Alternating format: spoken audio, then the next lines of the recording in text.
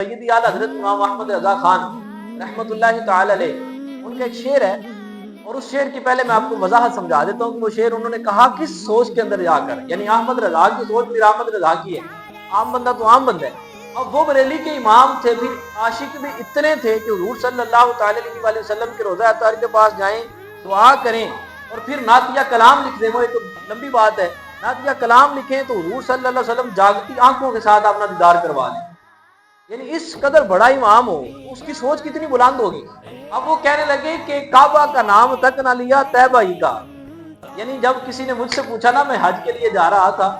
کرنی حج تھی اور جانا مکے میں تھا، ارکان سارے مکے میں تھے، لیکن مجھ سے جب کسی پوچھنے والے نے پوچھا نا کہ احمد رضا کہاں جا رہے، تو میں نے کہا کہ کعبہ کا نام تک نہ لیا طیبہ ہی کا۔ پوچھا جو مجھ سے کہ جس نے حج کدھر کی ہے، کدھر جا رہے ہو، کدھر کا ارادہ ہے، جب کسی نے مجھ سے یہ پوچھا تو میں نے کعبے کا نام ہی لیا، میں نے یہی کہا میں طیبہ جا رہا ہوں۔